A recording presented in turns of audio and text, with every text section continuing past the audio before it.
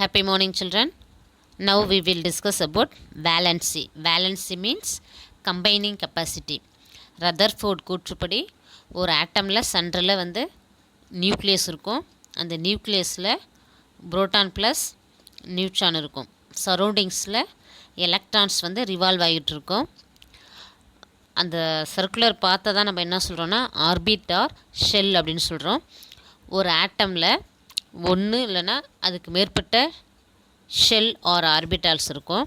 இப்போ outer most ஆர்பிட்டாலில் எத்தனை electrons இருக்கோ அதுதான் அந்த எலமெண்ட்டினுடைய valency electron are valence shell அப்படின்னு சொல்கிறோம். இப்போ நீங்கள் பார்க்கக்கூடிய இமேஜில் இப்போ இதில் வந்து வேலன்ஸ் எலக்ட்ரான்ஸ்னால் இந்த இருக்கு இல்லையா, இதுதான் வந்து இந்த எலமெண்ட்டினுடைய வேலன்ஸ் எலக்ட்ரான். இதில் எவ்வளோ எலக்ட்ரான்ஸ் இருப்பாருங்க, 1 2 3 4 5 6 7 8. ஸோ இந்த 8 எலக்ட்ரான்ஸ் தான் இதனுடைய வேலன்சி. எலக்ட்ரானிக் கான்ஃபிகரேஷன் அப்படின்னா என்ன அப்படின்னு சொல்லிட்டு பார்ப்போம். எலக்ட்ரானிக் கான்ஃபிகரேஷன், எலக்ட்ரானிக்னா எலக்ட்ரான், கான்ஃபிகரேஷன்னா அரேஞ்ச்மெண்ட், அதாவது ஆர்பிட்டாலில் அவுட்டர் எலக்ட்ரான்ஸை ப்ளேஸ் பண்ணுறதா தான் நம்ம கான்ஃபிகரேஷன் அப்படின்னு சொல்கிறோம். இப்போ ஃபஸ்ட்டு ஷெல்லில் எப்போதுமே 2 எலக்ட்ரான்ஸ் தான் ஃபில் பண்ண முடியும். ஃபஸ்ட்டு ஷெல் வந்து கே ஷெல், செகண்ட் ஷெல் வந்து எல், தேர்டு ஷெல் வந்து எம், நெக்ஸ்ட்டு என். நியூக்ளியஸுக்கு நியரஸ்ட்டாக இருக்கக்கூடிய ஷெல்லில் மேக்ஸிமம் 2 எலக்ட்ரான்ஸ் வரைக்கும் ஃபில் பண்ணலாம். 2n² அந்த ஃபார்முலாவில் சப்ஸ்டியூட் பண்ணி தான் போடணும். உங்களுக்கு நான் இதுக்கு ஒரு வீடியோவே போட்டிருக்கேன்.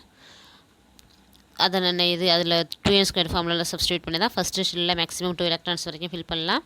செகண்ட் ஷெல்லில் 8, தேர்ட் ஷெல்லில் 18 32 அதே மாதிரி தான் எலக்ட்ரான்ஸை ஃபில் பண்ணணும். இப்போ ஒரு ஆட்டமில் இருக்கக்கூடிய பேலன்ஸ் எலக்ட்ரான் தான் கெமிக்கல் ரியாக்ஷன்ஸில் இன்வால்வ் ஆகுது. ஸோ அந்த எலமெண்ட்டுடைய கெமிக்கல் ப்ராப்பர்ட்டி அந்த வேலன்ஸ் எலக்ட்ரானை பொறுத்து தான் நம்ம தீர்மானிக்கிறோம். Okay, next types of valency. Positive valency இருக்குது, நெகட்டிவ் வேலன்சி இருக்குது. பாசிட்டிவ் வேலன்சி அப்படின்னா என்னென்னா, ஃபார் எக்ஸாம்பிள் இப்போ மெட்டல்ஸ் இருக்குது. மெட்டல்ஸ் எல்லாமே அவுட்டர் மோஸ்ட் ஆர்பிட்டாலில் 1 எலக்ட்ரான் அப்படி இல்லைன்னா 3 எலக்ட்ரான்ஸ் இருக்கும். அவுட்டர் மோஸ்ட் ஆர்பிட்டால் அப்படின்னா இப்போ இந்த ஆர்கான் இருக்கு இல்லையா, இந்த ஆர்கானில் இதுதான் அவுட்டர் மோஸ்ட் ஆர்பிட்டால். ஹீலியத்தில் ஒரே ஒரு ஷெல்லு தான், இதுதான் இதனுடைய அவுட்டர் மோஸ்ட் ஆர்பிட்டால். நியானில் இதுதான் இதனுடைய அவுட்டர் மோஸ்ட் ஆர்பிட்டால். ஒவ்வொரு எலமெண்ட்டுமே இந்த லாஸ்ட்டில் இருக்கக்கூடிய இந்த ஷெல்லை தான் outermost orbital or outermost shell or valence electrons அப்படின்னு சொல்கிறோம். இப்போ நம்ம பாசிட்டிவ் வேலன்சி அப்படின்னா என்ன அப்படின்னு சொல்லி தான் டிஸ்கஸ் பண்ணிகிட்டு இருந்தோம். மெட்டல்ஸ் எடுத்துக்கலாம். சோடியம் வந்து ஒரு மெட்டல். இப்போ இந்த சோடியம் மெட்டல் தங்கிட்ட இருக்கக்கூடிய ஒரு எலக்ட்ரானை லாஸ் பண்ணிவிட்டு Na+ஆக கன்வெர்ட் ஆகிடும். சோடியத்தினுடைய அட்டாமிக் நம்பர் 11 எலக்ட்ரான்ஸ் இருக்கும், 11 புரோட்டான்ஸ் இருக்கும். சோடியத்தினுடைய ஃபஸ்ட்டு ஷெல்லில் 2 எலக்ட்ரான்ஸ் இருக்கும், செகண்ட் ஷெல்லில் 8 எலக்ட்ரான்ஸ் இருக்கும். சோடியம்னு இமேஜின் பண்ணிக்கோங்க. செகண்ட் ஷெல்லில் 8 எலக்ட்ரான், 1 2 3 4 5 6 7 8. தேர்டு ஷெல்லில் ஒரே ஒரு எலக்ட்ரான் இருக்கும். இந்த ஒரு எலக்ட்ரானை சோடியம் லாஸ் பண்ணிவிட்டு Na+ஆக கன்வெர்ட் ஆகிடும். ஸோ இதை தான் நம்ம என்ன சொல்கிறோன்னா பாசிட்டிவ் வேலன்சி அப்படிங்கிறோம். பாசிட்டிவ்லி சார்ஜு பார்ட்டிக்கலாக கன்வெர்ட் ஆகிடும், இந்த பாசிட்டிவ் வேலன்சிங்கிறோம். இதுவே நான் மெட்டல்ஸ்லாம் பார்த்தீங்க அப்படின்னாக்கா எலக்ட்ரான்ஸை கெயின் பண்ணிக்க. இப்போ குளோரின் எடுத்துக்கிட்டிங்கன்னு வச்சிங்களா, குளோரினுடைய அவுட்டர் மோஸ்ட் ஆர்பிட்டாலில் 7 எலக்ட்ரான்ஸ் இருக்கும். குளோரினுடைய வேலன்சி 1.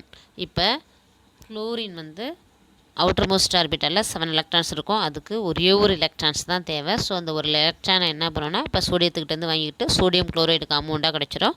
ஸோ நான் மெட்டல்ஸ் வந்து அவுட்டர் மோஸ்ட் ஆர்பிட்டாலில் 4 to 7 எலக்ட்ரான்ஸ் வரைக்கும் ப்ளேஸ் ஆகிருக்கும். ஸோ அந்த ஒரு எலக்ட்ரானை 1 or 2 எலக்ட்ரானை வாங்கிக்கிட்டு நெகட்டிவ்லி சார்ஜ்டு பார்ட்டிக்கலாக கன்வெர்ட் ஆகிடும். இதை தான் வந்து நம்ம நெகட்டிவ் வேலன்சி அப்படின்னு சொல்கிறோம். Next for example argon, helium, neon இதெல்லாம் வந்து கெமிக்கல் ரியாக்ஷன்ஸில் இன்வால்வ் ஆகாது. எப்போதுமே ஸ்டேபிளாக தான் இருக்கும். ஆர்கானும் ஸ்டேபிளான ஒரு எலமெண்ட் தான். அவுட்டர் மோஸ்ட் ஆர்பிட்டால் 8 எலக்ட்ரான்ஸ் இருக்கும். ஹீலியத்துக்கு ஒரே ஒரு ஷெல்லு தான் இருக்குது. அவுட்டர் மோஸ்ட் ஆர்பிட்டால் ஒன்று தான் இருந்து, ஒரே ஒரு ஷெல்லு தான் இருந்து, அதில் 2 எலக்ட்ரான்ஸ் இருந்தால் இதுவும் வந்து ஸ்டேபிளான காம்பவுண்ட். நியானும் பார்த்தீங்கன்னா நியானுடைய அவுட்டர் மோஸ்ட் ஆர்பிட்டாலில் 8 எலக்ட்ரான்ஸ் தான் இருக்குது. இப்போ நியானுக்கு அவுட்டர் மோஸ்ட் ஆர்பிட்டால் இந்த ஆர்பிட்டால். ஹீலியத்துக்கு அவுட்டர் மோஸ்ட் ஆர்பிட்டால் இதான் ஒரே ஒரு ஷெல் தான் இருக்குது. ஆர்கானுக்கு பார்த்தீங்கன்னா அவுட்டர் மோஸ்ட் ஆர்பிட்டால் இது இருக்கு இல்லையா, அந்த லாஸ்ட் ஷெல் இதுதான். இதுலேயும் 8 எலக்ட்ரான்ஸ் இருக்குது, இதுலேயும் 8 எலக்ட்ரான்ஸ் இருக்குது, ஹீலியத்துலேயும் 2 எலக்ட்ரான்ஸ் இருக்குது. ஸோ ஆக்டேட் ரூல் பிரகாரம் இப்போ ஒரே ஒரு ஷெல்லு தான் இருக்குது, அதனுடைய அவுட்டர் மோஸ்ட் ஷெல் அதுதான். அதில் 2 எலக்ட்ரான்ஸ் இருந்தாலும் அது ஸ்டேபிளான compound. Argon, neon, inert gases எல்லாமே ஸ்டேபிளான காம்பவுண்ட் தான். இது எல்லாமே ஆக்டேட் ரூலை ஒபே பண்ணும். ஆக்டேட் ரூல் பிரகாரம் எலக்ட்ரான்ஸ் வந்து அவுட்டர் மோஸ்ட் ஆர்பிட்டலில் 8 எலக்ட்ரான்ஸ் இருந்துச்சுன்னா அது ஸ்டேபிளாக இருக்கும். அவுட்டர் மோஸ்ட் ஆர்பிட்டல் ஒரே ஒரு ஷெல்லு தான் அந்த எலமெண்ட்டுக்கு இருக்குது, அதுதான் அதனுடைய அவுட்டர் மோஸ்ட் ஆர்பிட்டல். அதில் 2 எலக்ட்ரான்ஸ் இருந்தாலும் அது ஸ்டேபிளான காம்பவுண்டு தான். இல்லை ஸ்டேபிளான நிலைக்கு வரணுன்னா எல்லா எலமெண்ட்ஸுமே ஒன்று எலக்ட்ரான்ஸை லாஸ் பண்ணிவிட்டு இல்லை கெயின் பண்ணிவிட்டு ஸ்டேபிளான நிலைக்கு வர ட்ரை பண்ணும். Okay, next valency with respect to atom, அதாவது அணுக்களை பொறுத்து இணைதிறனை கணக்கிடுதல். காமனாக ஆட்டத்தில் பேலன்ஸி வந்து எப்படி டிட்டர்மைன் பண்ணுறோம் அப்படின்னாக்க, இப்போ ஹைட்ரஜன், குளோரின், ஆக்சிஜன்லாம் இருக்கு இல்லையா, அந்த ஆட்டத்தில் இருக்கக்கூடிய அதனுடைய பேலன்ஸியை பொறுத்து தான் நம்ம டிட்டர்மைன் பண்ணுறோம். இப்போ பேலன்ஸி வித் ரெஸ்பெக்ட் டு ஹைட்ரஜன், அதாவது ஹைட்ரஜனை பொறுத்து இணைதிறனை கணக்கிடுதல்.